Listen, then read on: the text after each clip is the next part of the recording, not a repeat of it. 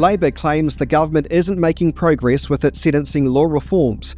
According to the government's first quarterly report on public service targets, the number of victims has increased by 30,000 as of June.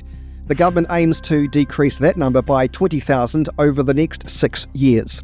This week, sentencing law reforms will be introduced to Parliament, focusing on reducing discounts and incorporating aggravating factors.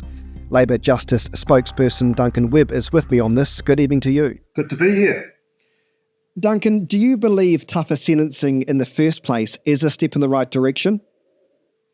But I think we need to put the most serious criminals in prison for two reasons. One, because they've done a bad thing, and second, because they need help to straighten themselves out. But what I don't think is that you need a blanket approach where you just crank up or rack up the sentencing across the board. I think that we need to trust our judges to make the right decisions in the right circumstances. What about, what was said yesterday or announced yesterday wasn't exactly new, but the new bit was, though, I suppose, is the reforms adding things like aggravating factors like adults exploiting children to commit crimes and offenders glorifying their crimes online. They will be seen as aggravating factors. Both of those are great ideas, and they're already before Parliament. They were introduced in the ram rates bill that Labor introduced. So they've just pinched those two ideas off a bill that's already in the House and put them in there themselves. So you're right that older people exploiting young people, particularly children, trying to get them to do ram rates and what have you, that's really problematic.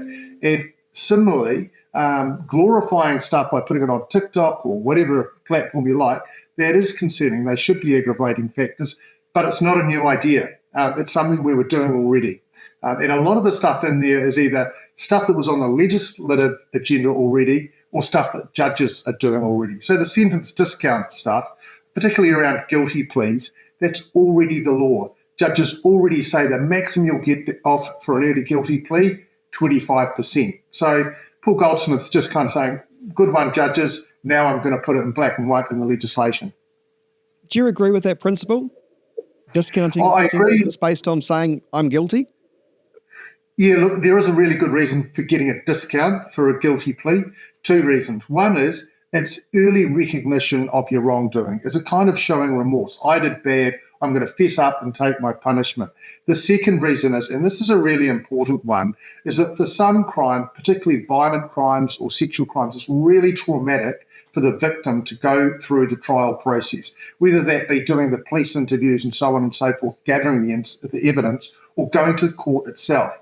And so sparing the victim of the trauma of going through and repeating their story time and again is actually really important, and we need to take, because this is about victims, we need to take every step to protect victims from further harm.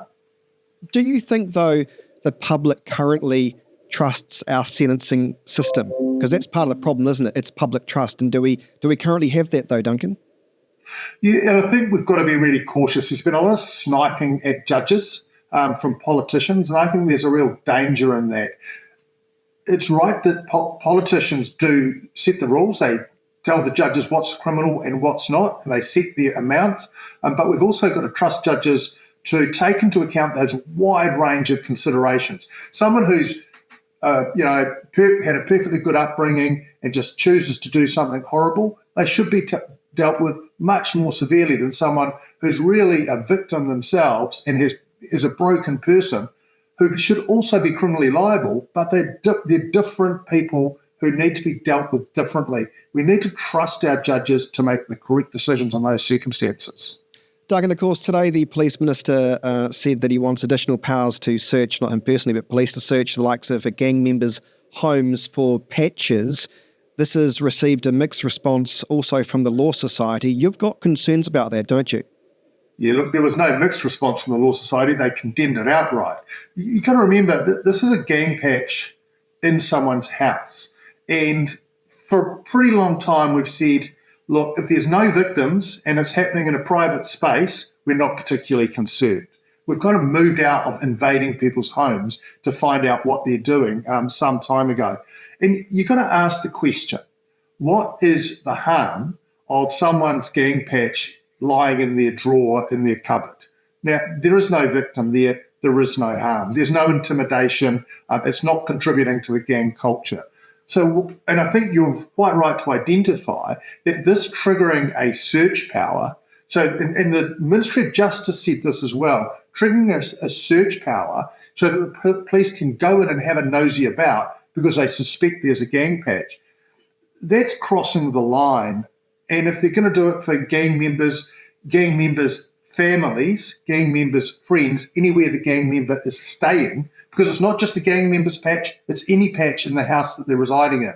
So that's a real overreach. And of course, the other thing about that is, Chris, that was slipped in at the very last minute. That was without notice, just as it's getting to the second to last stage in Parliament, they slipped that in. I'm concerned about that.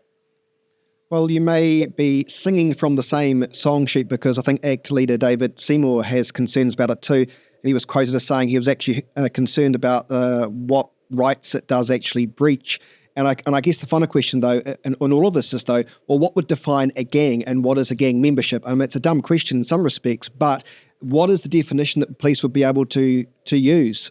I mean, that's a big question, isn't it? It is a big question. So the legislation that's been in place for a while about gang patches in places like courthouses and city council buildings, that sets a list of gangs.